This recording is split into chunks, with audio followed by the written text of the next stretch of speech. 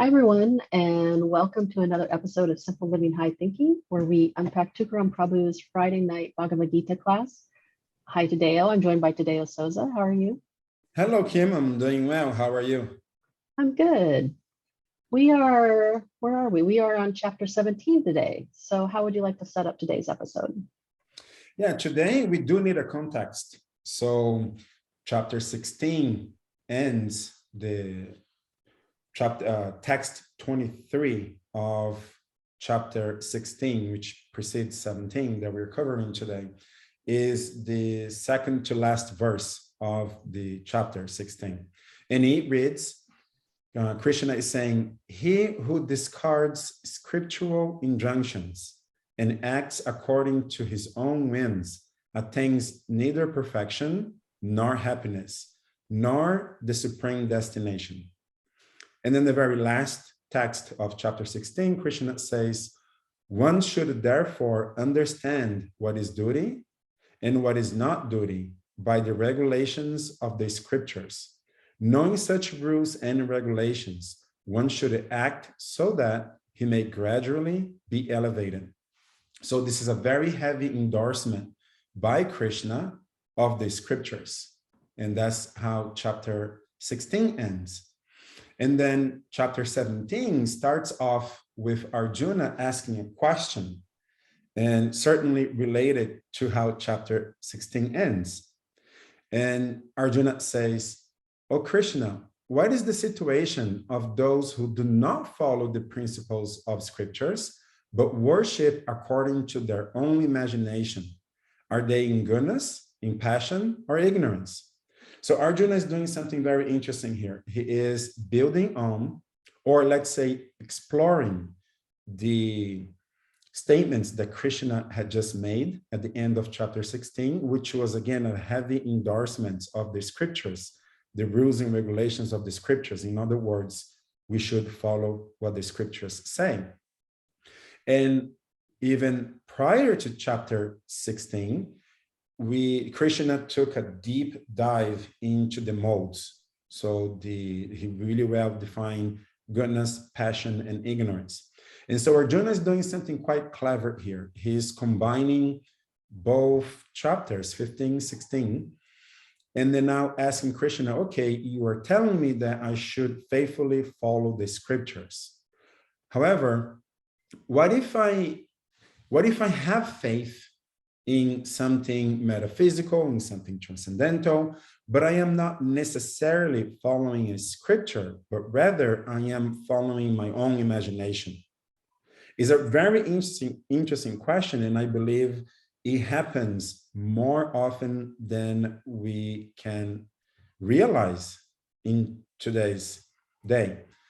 Mainly, I would say because of people being turned off by traditional religions, which seems to be quite dogmatic and also quite materialistic. By dogmatic, I mean a statement which doesn't have any proof or any legitimate source.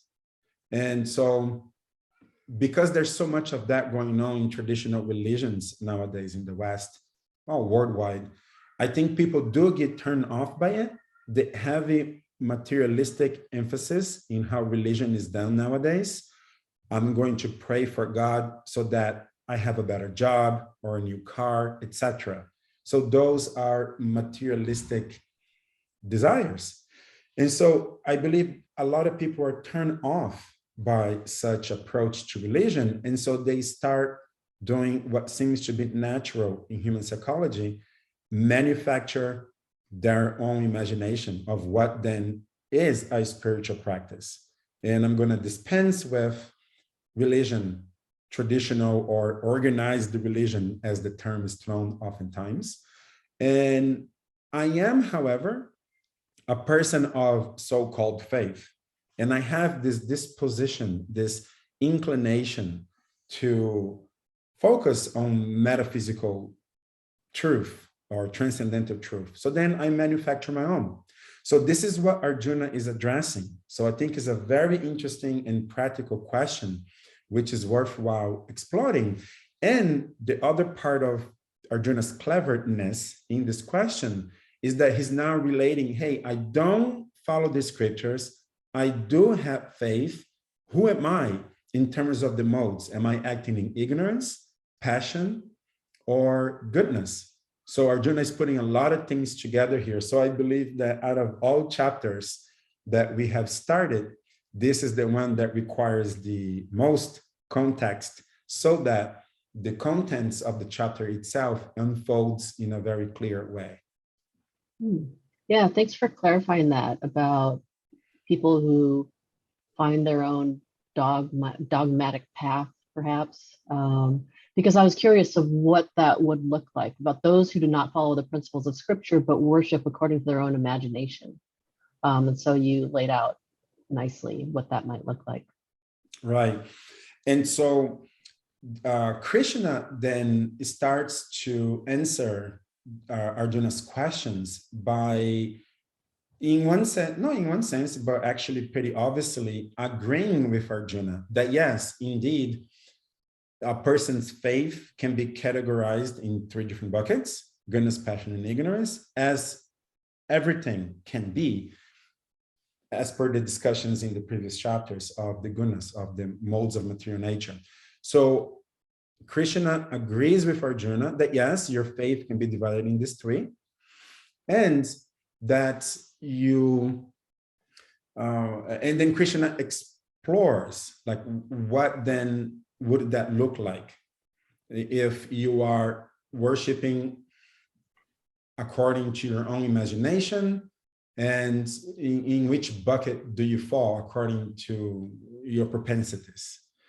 And so Krishna goes on to, Krishna does something interesting here, because the question that Arjuna is posing is about faith. So faith is directly related to religion or spiritual paths. I'm using these two terminologies as a synonym. So if we are saying religion or spirituality, I think I'm using those to be the same, okay?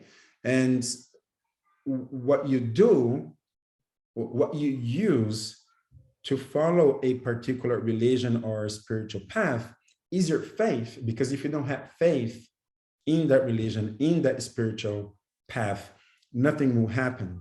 If you don't have faith that graduating from a university is going to give you more opportunities in the future, a better future, then you're not going to go to university. You need faith to act. And if you are acting within religion, spiritual practices, then that's your faith is compelling you to do that. And so Krishna is saying that your faith can be of three kinds. And this particular faith here now is the faith that is applied to religion. It can be in three kinds: goodness, passion, and ignorance. And before Krishna expands on that, Krishna says, even the food that a person eats can be categorized in goodness, passion, and ignorance. Again, in the previous chapters, Krishna had already explored the modes: goodness, passion, and ignorance. And then here, Krishna is again highlighting that yes, everything in the universe, in material existence, is of these three types: goodness, passion, and ignorance. And before elaborating on the faith of religions, Krishna makes one more point. I believe his intention was to really highlight that yes, indeed, everything is in these three buckets. And then Krishna mentions briefly, before diving into faith of religion, that even the food that a person chooses to eat is in goodness, passion, and ignorance. And I think it's kind of interesting because it can be spiritual, the food that we eat, especially if we offer as a sacrifice to God, then that food that we are eating is spiritual, and it does help us in our spiritual journey. However, it's quite self-evident that when you're eating food, it's mainly a material thing for your material body. And so in that sense, I think it's interesting because it's like a step sideways from the heavy emphasis on the spiritual aspect of our existence, and focusing a little bit in our actual material physical body in regards to the foods that we eat. And Krishna talks about that food in the mode of goodness are the types of foods that would increase a person's duration of life. That's very interesting, right? Because who is thinking that way? Like when a person is going to McDonald's or some kind of fast food, are they thinking, is this food that I'm about to eat is going to increase my duration of life? I think most people are not thinking that way. Krishna is giving us a very interesting way of looking at the food we eat. Is this food so good for me that it's going to increase my duration of life? Is it going to purify my existence? Is it going to give me strength? I'm actually reading the text. This is text number 8. Krishna says, foods dear to those in the mode of goodness increases the duration of life, purify one's existence, and give strength, health, happiness, and satisfaction. Such foods are juicy, fatty, wholesome, and pleasing to the heart. So that's juicy foods are fruits and vegetables. And especially if they're fresh and organic, then they are indeed going to be increasing your duration of life. They are going to give you strength and health and wholesome foods, and they're pleasing to the heart. And then text 9, Krishna says, foods that are too bitter, too sour, salty, hot, pungent, dry, and burning are dear to those in the mode of passion. Such foods cause distress, misery, and disease. Text 10, Krishna says, food prepared more than 3 hours before being eaten, food that is tasteless, decomposed, and putrid, and food consisting of remains and untouchable things is dear to those in the mode of darkness. And so this system of 3 categories is really applicable to everything, not only to our faith, but even the food we eat in this way that Krishna just explains, which I think is a very powerful way of looking at our material existence. Like the body we have is such a big part of our existence. And why not have the best version of that material body? And one of the best ways of taking care of our body is taking a dive, a deep understanding into the quality of the foods we eat. And I think it was so nice for Krishna to elaborate on this aspect of foods within the buckets of material nature. What are your thoughts on that, Kim? Yeah, I think, like you said, this is so applicable to our day, and I was going to say 2021, but 2022, since we're now in the new year, how this is so applicable and so specific. I also like how specific it is. It really highlights, oh yeah, foods that are too sour, bitter, foods that are juicy and wholesome. Like it really lines it out in a way that's easy to understand. Yeah. And I believe that Krishna mentioned food here, like as I was discussing how food is for your body, right? And most of it, and it seems to be quite focused on what's physical rather than spiritual. So I think Krishna put that aspect of the modes in relationship to foods just to really highlight, look, everything in the material world, in your material existence, can be in goodness, passion, of ignorance, even your faith, as per Arjuna's questions to start off the chapter. Now, Krishna does something else quite interesting here. We're talking about religion, spiritual paths. So, and the impetus of that being your faith in that particular religion, right? But then Krishna talks about sacrifices, austerities, and penance. That implies that really that's what religions are made out of, and spiritual practices, that what you're going to be doing when you're following a particular religious path is some type of sacrifice, some type of austerity, and some type of penance. The reason why I think this way is, again, because Krishna is not defining one's faith as their following religion. And what he does is he expands on these three terminology: sacrifices, austerity, and penance. Again, implying that that's what one would do while you're following religion. Does that make sense, Kim? Yeah. Yeah. Yeah. Depending on what your religion is, everyone has their own spin on that. Yeah. Right. And so what I wanted to do is to first take a look at our dictionary, English dictionary, to define these three words so that we know what we are talking about here. So sacrifice is defined in the dictionary as being an act of slaughtering an animal or person or surrendering a possession as an offering to God or to a divine or supernatural figure. So this is the dictionary, not the Bhagavad Gita. This is the dictionary's definition. The reason why I'm making this emphasis that this is the dictionary, not Gita, is because, slaughtering a person, we are obviously not promoting that. This is what the dictionary is saying. What is stated in the Vedas, however, is that such sacrifices of animals did take place a long time ago, and it was recommended.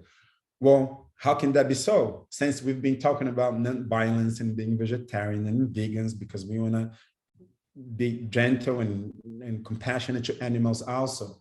So how is it that sacrifices of animals is recommended in the Vedas? Well, this is a long time ago that this Vedic culture was in place and it was being done properly. And that were very highly qualified priests that would conduct such sacrifices. And their qualifications were so high, that by performing that sacrifice, slaughtering the animal, let's say, the soul within the animal's body would actually attain liberation, because the priest that was conducting the ceremonial sacrifice was of that qualification and was done in a way that the proper mantras were recited, very powerful and proper mantras were recited. There was a gathering of very highly qualified people, and that animal was being sacrificed as an offering to God. Not that God wants an animal to die, but that, again, the soul inside of that animal's body would attain liberation. And so this is the sacrifice that it's discussed in Vedic literature.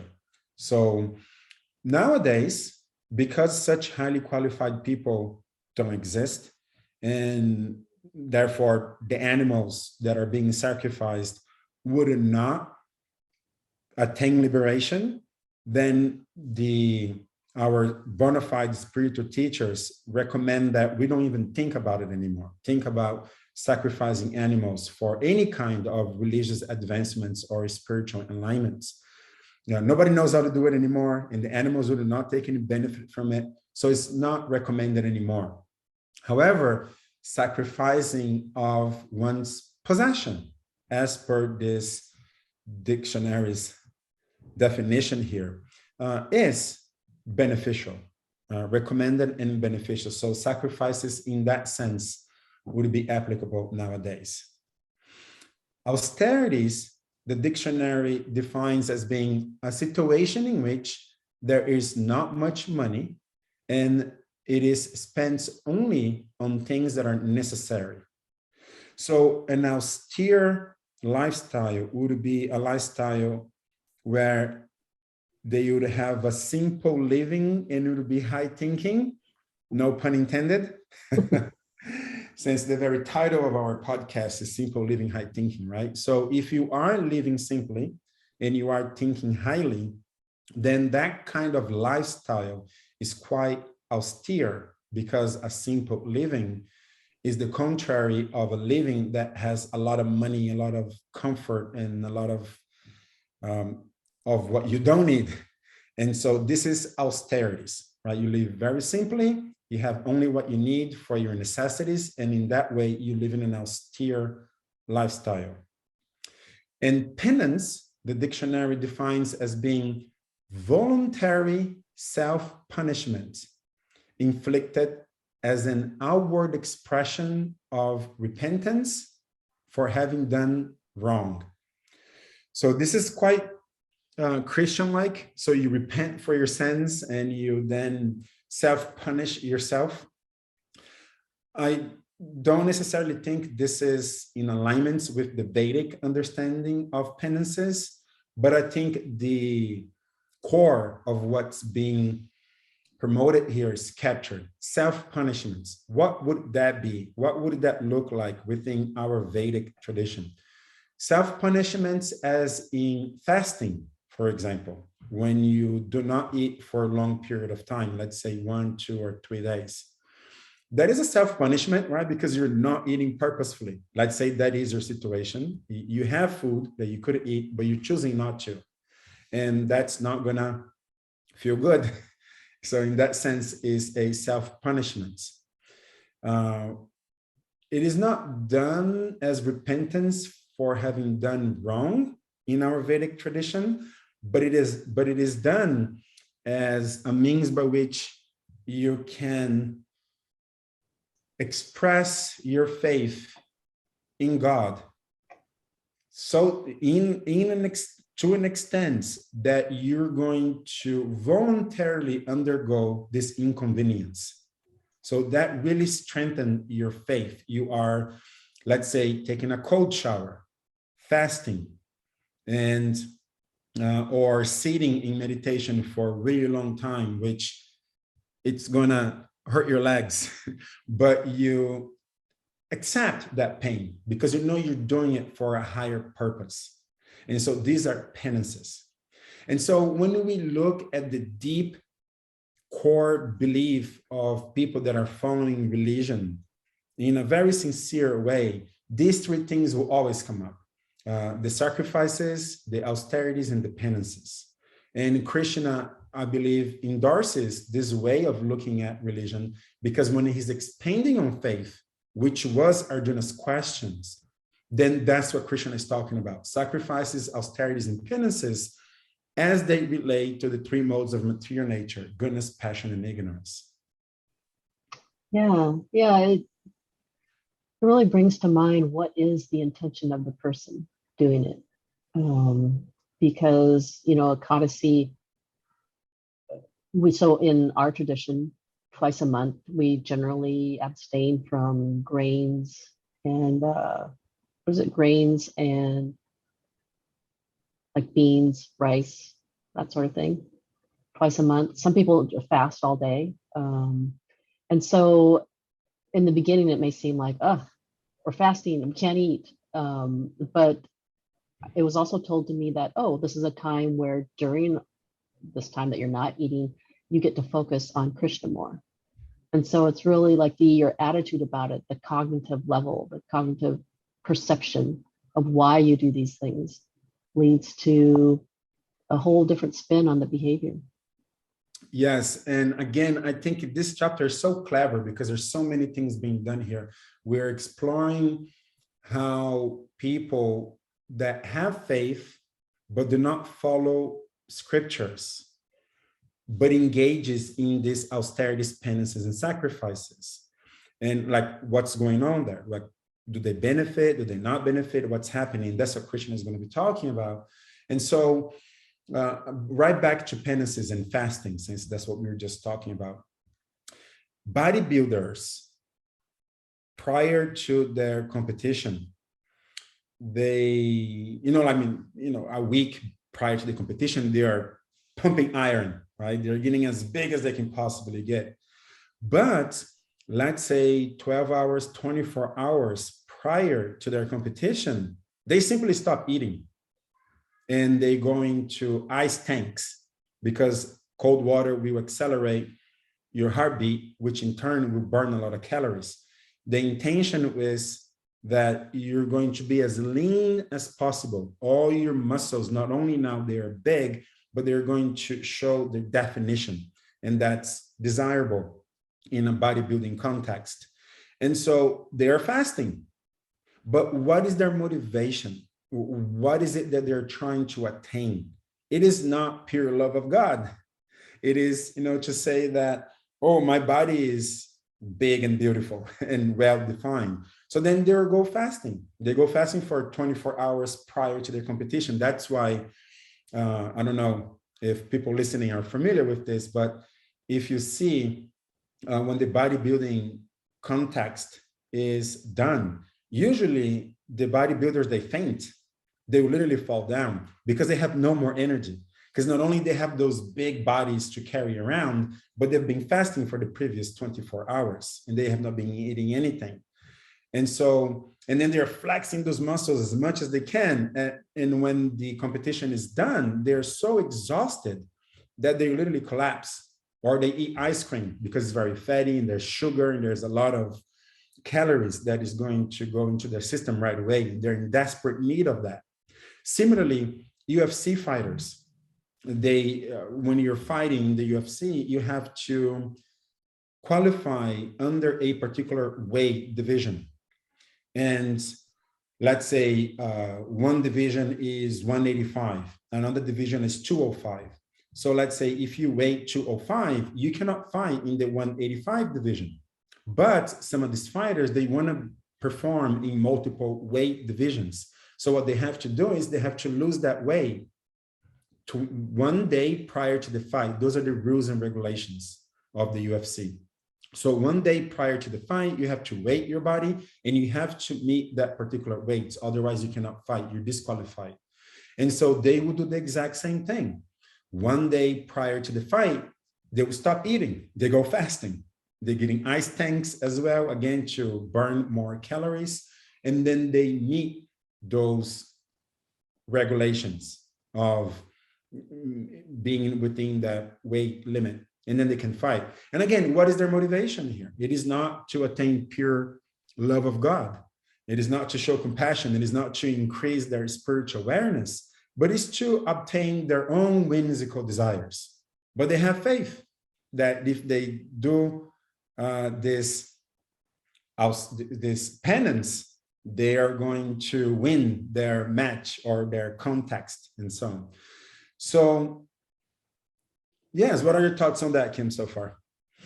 Yeah, it really highlights how intentions can intentions are everything. And the pure discipline that, I like your example that you used about the bodybuilders, and even to the point of, I didn't realize that they actually, many of them fainted after competition. That's intense. That's some serious discipline. So yeah, it's really channeling a lot of energy, but for what purpose? Right. And so in that way, we can look at all that as sacrifices. If I am sacrificing my money, let's say my possessions, then if we're not going to focus on religion, let's say that my faith is metaphysical. And I'm saying metaphysical so that every religion can be under it, right? So whether it's Christianity, Islam, or Vedic religions and so on, they're all metaphysical. So that's why I'm saying metaphysical. So let's say that if your sacrifice, let's say money, you're sacrificing your money, is for a metaphysical purpose, like a religious purpose, then let's explore that, right? So I'm sacrificing my money, but I'm giving my money to look good in front of the crowd who sees me donating my money. Look, what am I? In the mode of goodness, passion, or ignorance, right? So that's what highlights here. Where Krishna goes into very small details. Krishna says, hey, if you give charity to a worthy person in the proper place and in the proper time with the proper intention. So there are 3 qualifications here. That is charity in the mode of goodness. But if you give charity to a person who is not worthy in the wrong place or in the wrong time for the wrong intentions, then even though you could be in church doing all this, okay, so let's say that the church is heavily focused on you praying to a God so that you can get a better car. And the person who is leading such a lecture in a church are themselves quite rich, and they're making a lot of money with this, and they have a lot of material possessions, and they get really bent out of shape if their material possessions are not up to date. And if it is at, I don't know, 1 a.m, then everything is wrong, right? Because the person to whom you're giving have bad intentions. The religion itself is aimed at a materialistic goal. And what are you doing up at 1 a.m? And you're doing so in front of everybody so that everybody can acknowledge how much of sacrifice and how generous you are. So that's straight up in the mode of ignorance. And the austerities also, right? Let's say we're gonna live in a very simple way, but what is my real intention? Is it so that others can recognize me, or that no, I'm really trying to simplify my lifestyle so that I have more time to dedicate to my spiritual endeavors? Like, what is the purpose here? Am I trying to live very simply in a deceitful way so that I don't have the many material possessions, so that at the end of the year, I can dodge as much taxes as possible because I don't have to declare all my goods? You see, we can do the same thing, but what is my motivation? And that will determine whether it is in the mode of goodness, passion, and ignorance. And it's so appropriate to Arjuna's question, because again, as we started, I believe that unfortunately, this is going on. People are manufacturing their own faith and categorizing in penances, austerities, and sacrifices, but nevertheless, manufacturing artificially their own faith and not following the scriptures. To me, it seems, therefore, the main focus should be finding a bona fide tradition, finding a bona fide spiritual master or preacher or, I don't know, bishop, pope, minister, and that are sincere, that are in the mode of goodness. I think this is going to equip us with a vision that would allow for us to no longer be so hesitant about religions, because now we are equipped with the knowledge that allows us to distinguish between religions that are being done in the mode of goodness, in the mode of passion, or in the mode of ignorance. And I would argue that if we are being turned off by a particular religion or particular spiritual path, would it be because it is being done in the mode of in the mode of passion or in the mode of ignorance? And so if we are very sincere, and this topic is so dear to me because I have a really big motivation to meet people that are sincerely looking to get better spiritually, materially, in any way, to get better. And such people most definitely deserve to encounter a path which is in the mode of goodness, because then everybody wins. The preacher, the person, everybody wins. But when a sincere person unfortunately finds a religion that is being done in the mode of passion or ignorance, they're going to be turned off, and they're going to unfortunately start manufacturing their own religion, and they're not going to be able to benefit as much as if they were following true bona fide scriptures. So my main focus here, my main emphasis here is that do not be discouraged by religions in general. Keep looking and be sincere yourself. Understand what are your motivations. Are your motivations in the mode of goodness? We highlighted a few things here that can allow you to orient yourself. And continue to look. You will find a bona fide teacher in a bona fide tradition who is worthy of your sacrifices your austerities, and your penances. And in that way, you are going to make great spiritual, religious progress that benefits not only you, but the beloved people around you. Yeah. Yeah. And it brings to mind this idea of mindfulness. And because so many people are going about their lives and aren't even bothering to categorize which mode they're in, and just on the gerbil wheel, wanting more money, bigger houses, but not really feeling fulfilled, but just doing it because everyone else is doing it. And so this really, again, I like the specifics of this, of looking at what are my motivations? And when seeking out a religion, like you said, what are their motivations? Why do they do what they do? And what is the philosophy behind it? Really vet out the religions that you belong to or that you're seeking to belong to. Right. And there should be scientific, and I say scientific here, knowing how difficult this is to prove, but there should be scientific, they are saying the same sentence, scientific metaphysical proof. Go figure how paradoxical that is. But if we go deeper into this concept, the idea, the scientific idea is in terms of your anger, your lust, and your greed. That's the scientific part. And you can measure that yourself. In my heart, how much anger am I experiencing in my regular day-to-day life?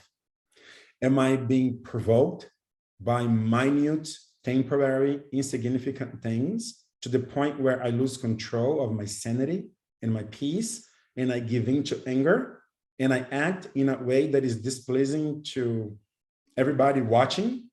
The language we use, are we finding faults with other people for no real reason other than to assassinate their characters and look good in front of others who also don't like that person, right? So how much of that is going away? That's the scientific measure right here.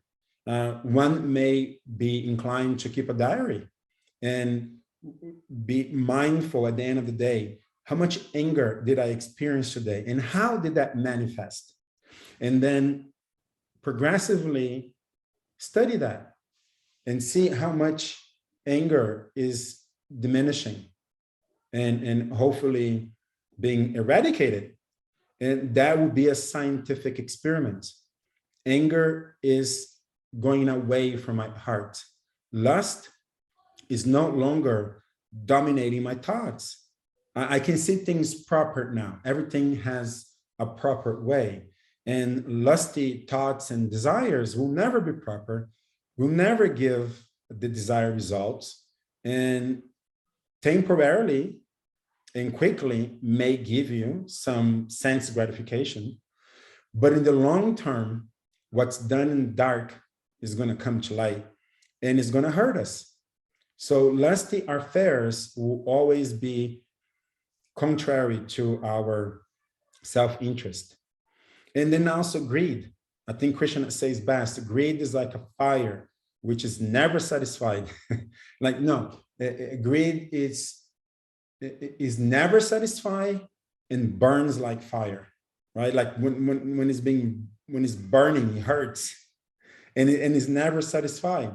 To me, it's almost like the topic that often comes up here, Kim, between you and I, with the idea of the Christian eternal hell. It's like, being burnt by fire really hurts. That's really terrible. And it is never satisfied, which means it lasts forever. So that's what greed is like, because you're never satisfied. You're never at peace. How can you be happy without peace, right? And if greed consumes so much of your lifestyle, of your thoughts and your intentions and your desires, then you're never happy. There's no peace. No matter if you have the iPhone 13, you're now thinking about the iPhone 14 that is about to come out and how yours is no longer good anymore. Or you got one thing, you want the next. And what is the quality of your spiritual endeavor if you are constantly in a hamster wheel after material things? How can you transcend material reality by indulging into it? And so this would be scientific measures. Keep a diary and try to see the levels that anger, lust, and greed fluctuates. Are they going up and down? You know, but perhaps on a trend downwards. It's going to go up and down, but on a trend downwards. That would be a scientific way to recognize that your faith, your religion is in the mode of goodness.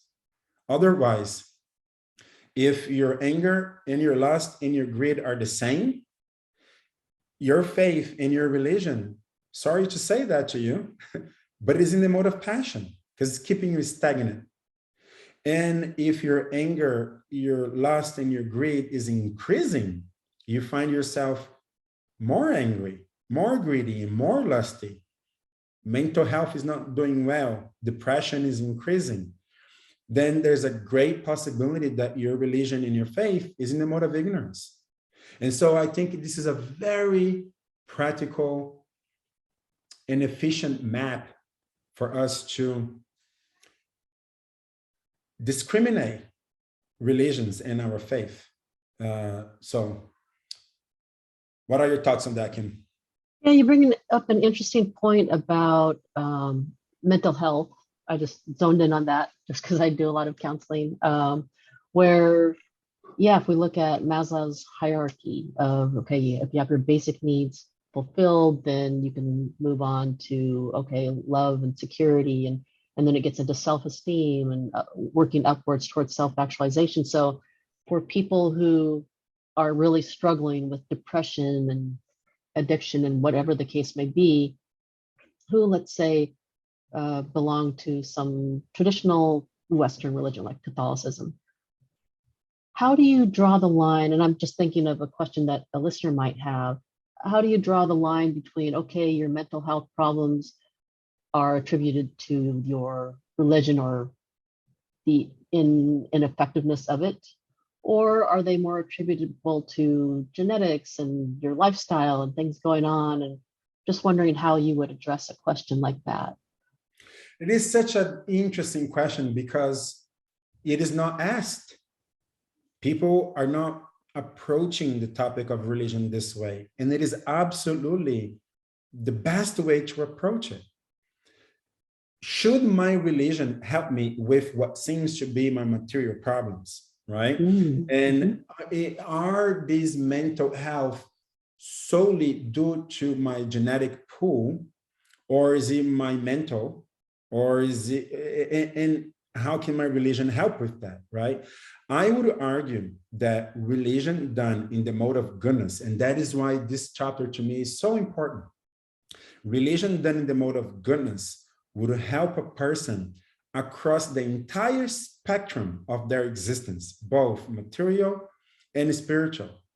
Krishna even takes a seemingly side tangent here, talking about food that is going to prolong your lifespan. He's talking about your physical body because you are eternal.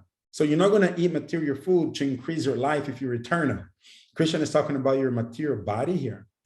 And so if you are living an austere life so that you have only what's necessary, you're living very simple, you're sacrificing things that are not good for you, and you are voluntarily undergoing some inconveniences for the betterment of your existence, I would argue that there's no way you're still going to suffer from mental health or depression or loneliness or any of these other material and spiritual diseases, let's say. It is a disease because if you hyphenate the word, is de-ease.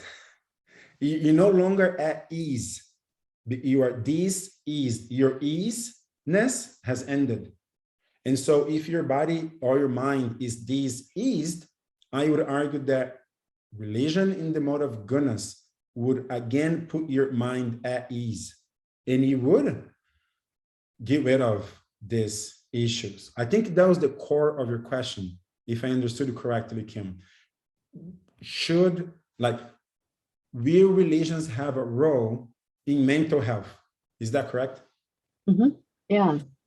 Yeah. And I liked how you pointed out that people perhaps could ask themselves, do I believe that my religion should help my mental health? Because I think a lot of times people maybe separate the two. Like, oh, I'm dealing with this depression and this sadness and this hopelessness, but perhaps don't expect their religion to make a dent in that. And so this idea of, hey, maybe your religion should or could help with that is a really important question to ponder. I would also take a step away from the metaphysical aspect of religion and into a more pragmatic and physical principle that we highlight tremendously in our path, which is association of like-minded spiritualists. So then I would argue that people suffering from depression, mental health, etc., when you are in a community of, let's say, mentally healthy people that are striving towards a worthy goal, a goal in the mode of goodness, you are going to be contaminated by that disease of goodness, of that good association. And these symptoms of depression and ill mental health will disappear. Was this the purpose of religion? It was not. It is a byproduct that is very welcome. You mentioned the Maslow pyramid of needs. If you are suffering from deep depression, and I do have close people that do suffer from deep depression. So I personally have never had it, but I have personally witnessed it, the states that people can get into. And I'm talking about very close people to me here, and how bad it is for them. So I have a small glimpse of how bad it is. Am I now praying to God that my depression will disappear? No, I'm praying to God that my anger, my lust, and my greed will go away so that I can love God purely. As a byproduct of that, my depression is going to go away. Kim, you are countless times more qualified than I am to speak on this topic. However, my small understanding in terms of depression would be that the main cause of depression is a feeling of hopelessness, a feeling that worthiness, and that nothing that I would do or say matters, and ultimately I'm out of control. Would you agree with this assessment of the causes of depression? Yeah, and also, 50% of really deep depression, that depression that you referred to, is genetic, where sometimes when your brain can't produce the feel-good chemicals, or if you have some neurotransmitter activity that just doesn't allow for a good space, a good experience in life, then medication might, is what a lot of people turn to, where religion alone may not help. Some people are genetically, physiological, inclined towards depression, and they might need a little help in that way, or some therapy or something like that. But yeah, I think at the root, depression is pretty much fueled by your thoughts of, yeah, hopelessness. If you don't have a worldview that is fortified with some religious philosophy of what happens after life, what's the purpose of being here on the earth, people who lack this sort of perception, no matter what it is, I really see them struggle, because when good things happen, oh, I was just lucky, I guess. When bad things happen, it's like, I don't know. I think I'm a pretty good person, but all of a sudden this bad thing happened. Now you're introducing this idea of chaos, that the world is just chaotic. Whether you do good things, good things or bad things happen to you, it's just like flip a coin. It really leads to a life of kind of depression, I guess. And so you make a very good point that when you do have a religious philosophy that you can really hang your hat on and subscribe to, it's definitely a good start when it comes to overcoming and improving things like a depressed state. In a bona fide tradition in the mode of goodness, part of what we learn is that we are part and parcel of God, Krishna, and that we have a unique and eternal individual relationship with God, and that it is not possible in any other way, which is to say that the specific relationship that I have with God directly, no one else can have. In fact, that is the position, that is one of God's position. Why? Because we may think, what is it that God lacks? Why should I offer God anything? God has everything. Well, because of our free will, God may not have our love. We can choose to put our love and our attention and our desires in whatever we want. And that's what God does not have. And because God is omniscient and he knows everything, he knows how much he lacks. By not having that specific relationship that only you and God can have. And that's what God is earning after. And he misses that. And so for a person who feels that they don't have any purpose, that they don't have nothing to contribute, that thought, not in the metaphysical, philosophical realm, in the actual realized state, that practical realized knowledge, that indeed God is missing me. And the relationship that I have with God is unique to the point that no one else can ever have. And God is missing that. And so are we. We just have forgotten that. And that starts to awaken our sense of worthiness, our sense that the best is yet ahead. Because, you get to go to the spiritual world with your spiritual body, which is not this material body, which necessitates death, which is in the future. But that will be the best version of yourself, eternal life, eternal body, not material, temporary body. So all that leads into a realization that the best version of myself is yet to happen. The best experiences that I will have is in the future. And I am so worthy that the supreme person, God, is awaiting for me. And it is missing me. That's how much worthy I am. So I would argue that with this realization, the 50% part of depression that is due to cognition would simply disappear in time. We're not proposing here any magical gateway that you go through and you come out on the other side glowing, but in time, bona fide tradition in the mode of goodness will make you have those realizations. And the 50% people that are diagnosed with depression and some kind of mental health due to these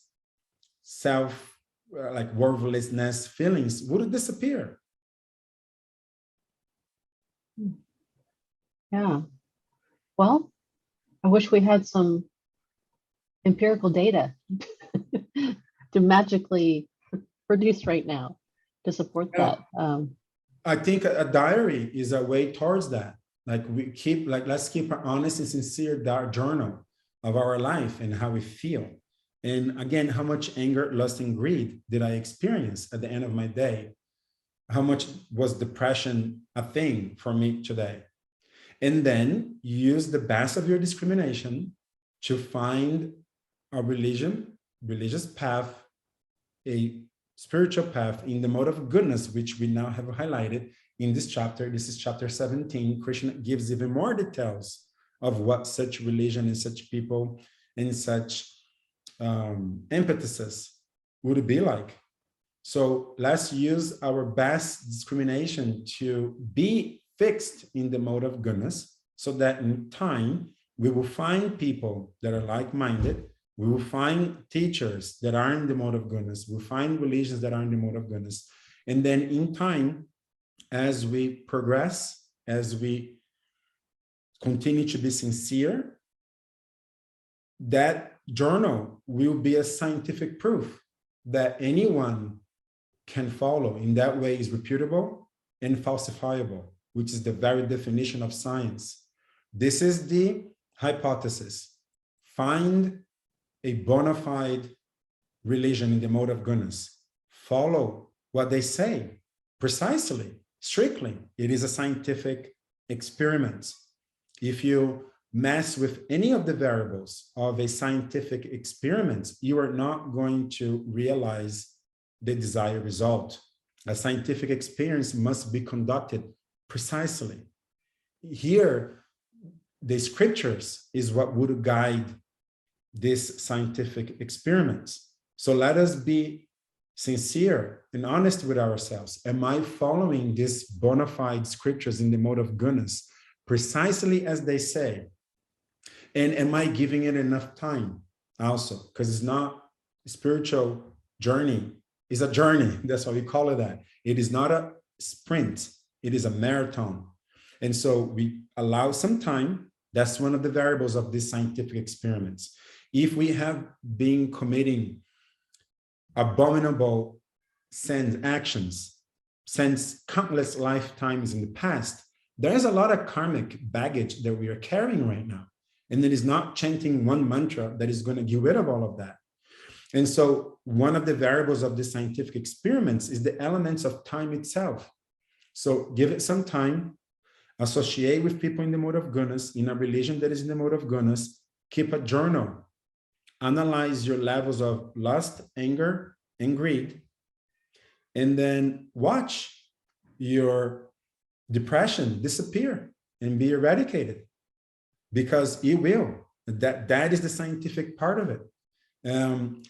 If we can conduct that experience ourselves. So in that sense, this is the hypothesis, right? That this would happen. Then it would have to be repeatable. That's the definition of science.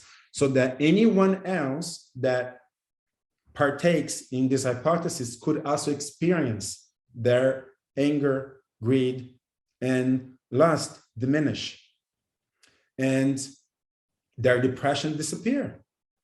And you'd also be falsifiable in the sense that if you do not take any of these variables precisely, you're not going to achieve the same results. In other words, if you don't give it enough time, if you don't associate with people that are like-minded in the mode of goodness, sincerely following a bona fide spiritual path, and if you're not chanting your rounds, if you're not performing penances in the mode of goodness, if you're not performing austerities in the mode of goodness, if you're not performing sacrifices in the mode of goodness, your depression is going to remain. Most likely, and unfortunately, is going to increase. And so will your lust, your greed, and your anger. So in that sense, it's also it's falsifiable, is reputable, and there's a hypothesis. It will prevent a lot of unnecessary sufferings if one takes it to this path of finding religions in the mode of goodness, because that's the only other thing that would compel a person to start their journey towards a religion in the mode of goodness. Tremendous suffering, and that can be avoided. That's why this topic is so dear to me. That tremendous suffering can certainly be avoided simply by us using our discrimination, finding a religion in the mode of goodness, do what the scripture says, keep a journal, and see the science behind it.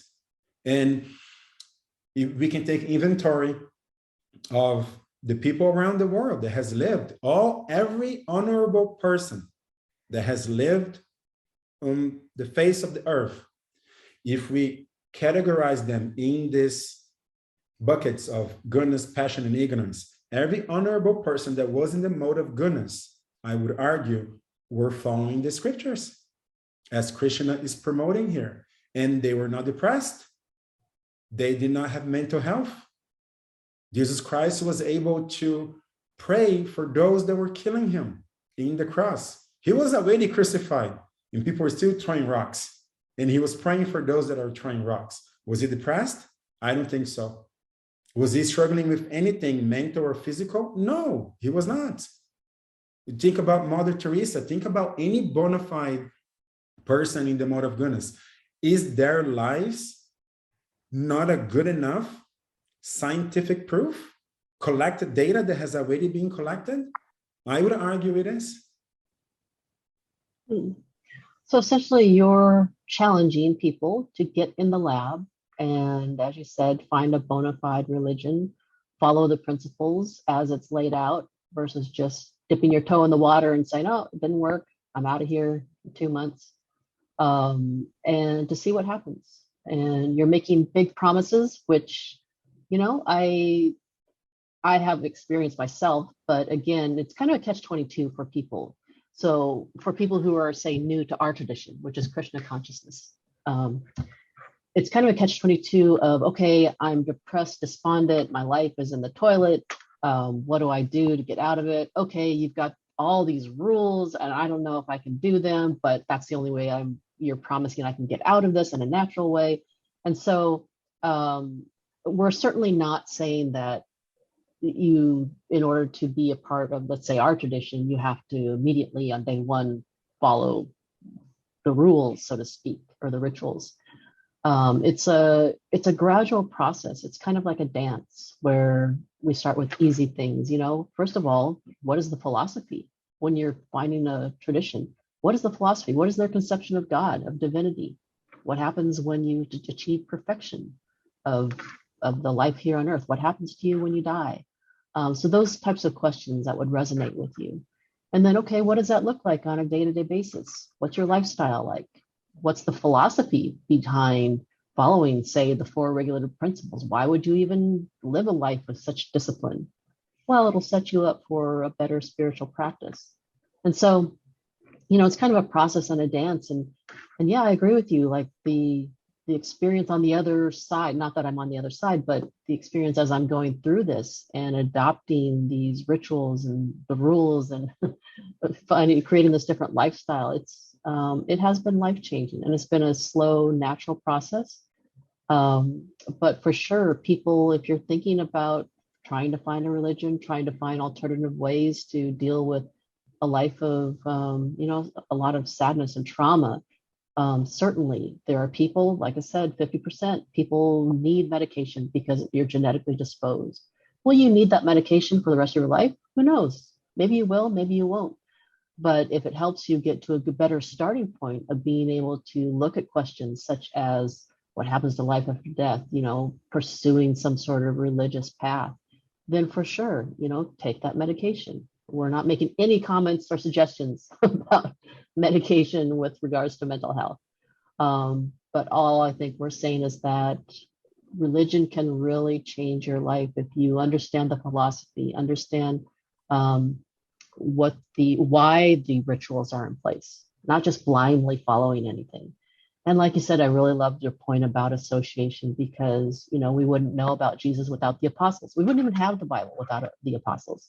And any religion that you become attached to and become like you belong to are going to be because of the people in that religion, less so than the religion itself.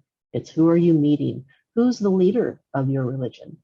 Are you drawn to them? So it really boils down to the association, and that is ultimately what's going to get you to commit to the religion itself.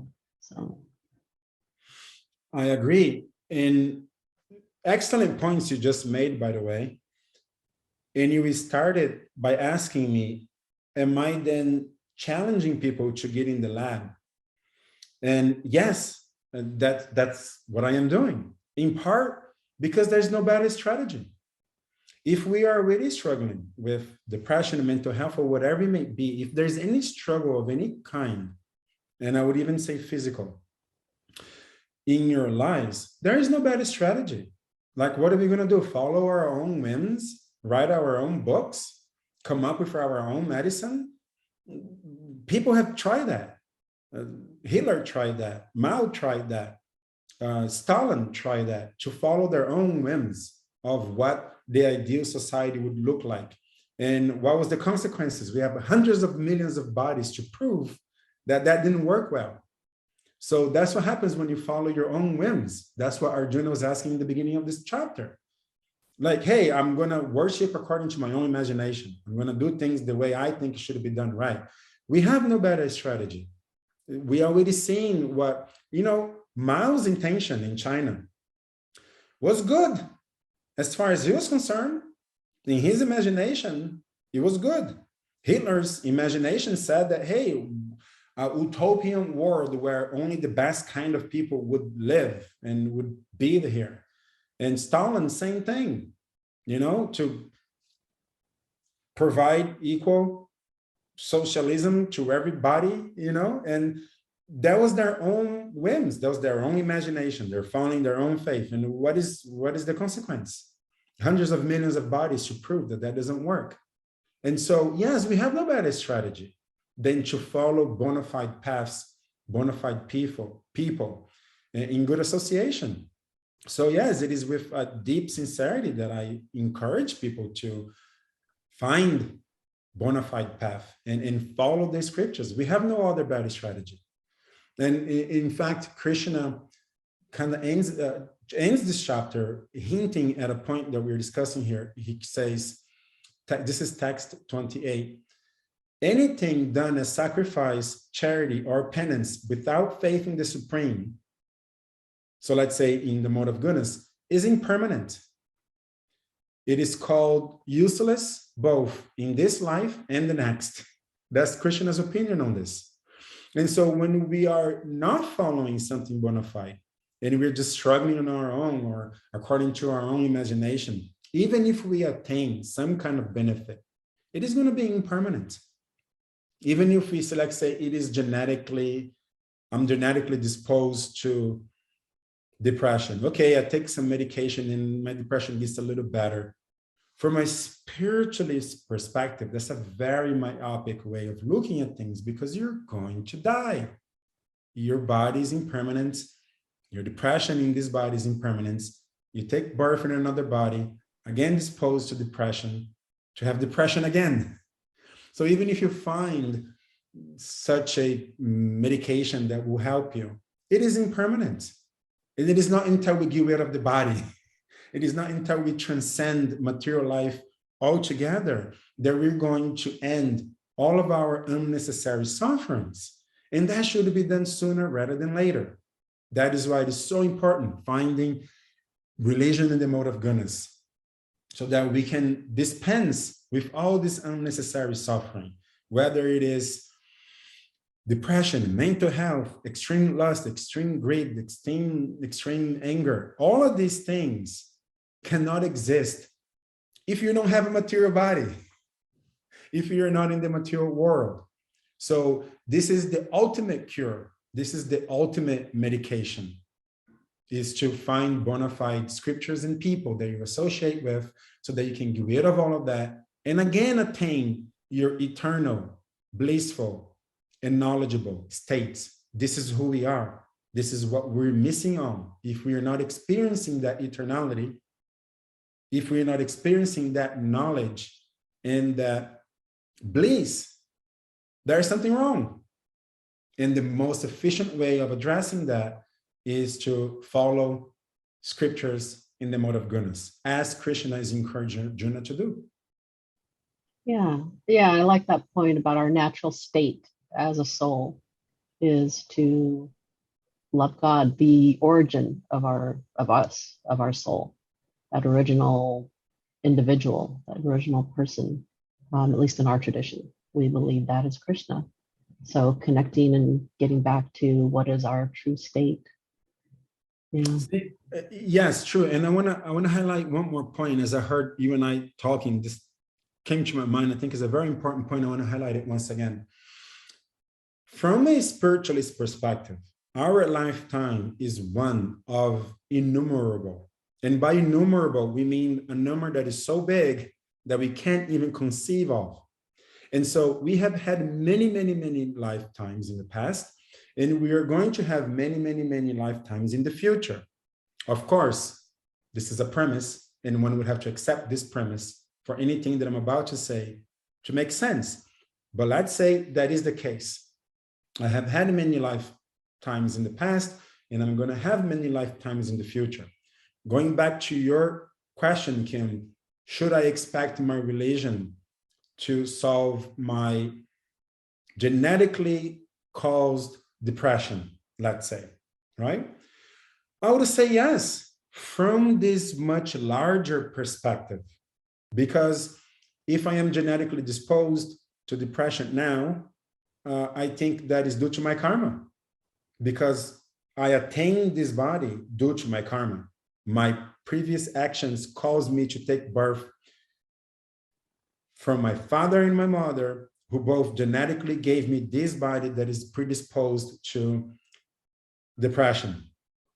And if I do not eradicate all my previous bad actions that would ultimately give me liberation into my spiritual existence, I am going to die only to be reborn, most likely in another body that is again predisposed to depression.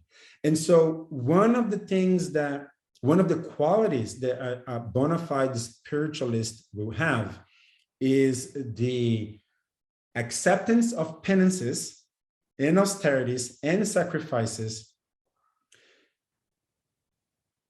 being that the benefits are going to be delayed, not instant gratification, but delayed gratification.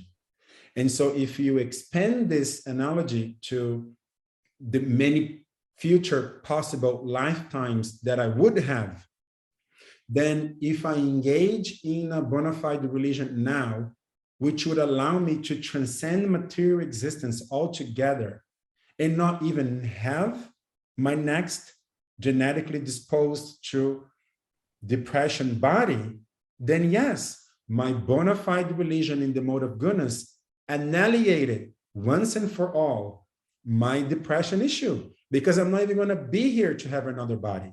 So it is a spiritualist have this understanding of past and future in terms of lifetimes. And if I have to dedicate the remaining of this lifetime so that I don't have another body again, and I transcend material existence altogether and go back to my eternal, blissful, and knowledgeable existence, then yes, I didn't reap the benefits of being cured from depression in this body, in this lifetime. But a spiritualist is okay with that. It's called delayed gratification. I am okay engaging in sincere and deep austerities, penances, and sacrifices for the remaining of my lifetime right now, so that at the end of which I transcend and I don't even have a next one.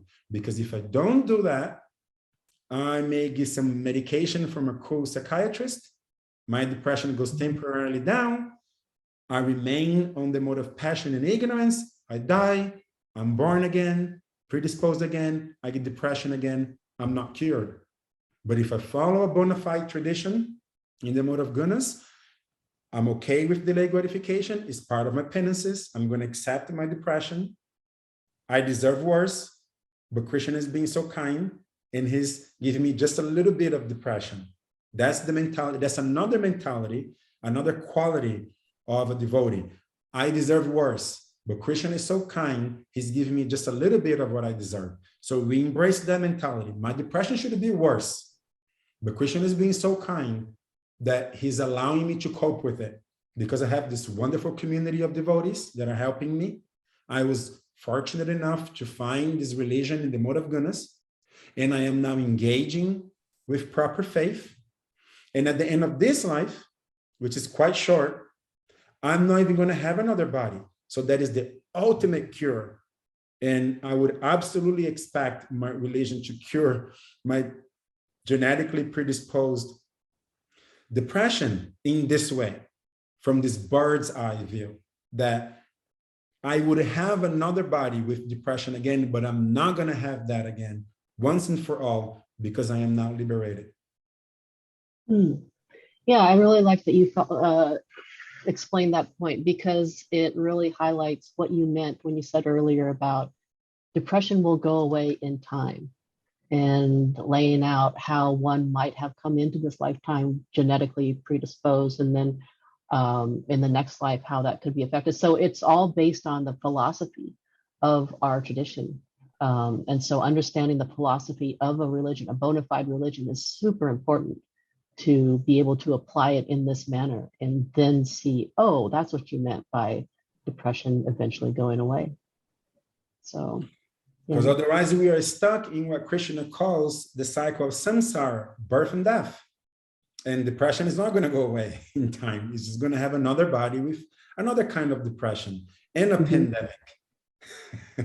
But if we dedicate ourselves, so we get out of here altogether.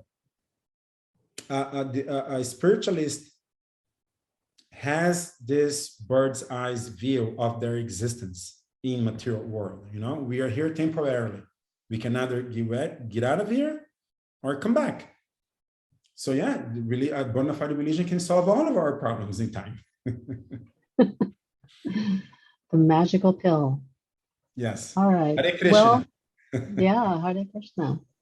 All right. Well, thank you, Tadeo, for this lively conversation. I really enjoyed it. And yeah, I thought we highlighted the best points of chapter 17, how it relates to our lives here today, how it can be such a benefit to us mentally, spiritually, physically. So much applicable knowledge here in this chapter. Thank you, Kim, for hosting the podcast and having me here. It's a pleasure, and I'm looking forward to the next one. Yeah. All right. Well, we're on to chapter 18 in the next one. And so most likely, maybe within the next week or two, we'll do at least one episode dedicated to at least part of chapter 18. And we hope you join us. So thank you, everyone, for joining. And thank you, Tadeo. Haribol. Thank you, Kim. Haribol.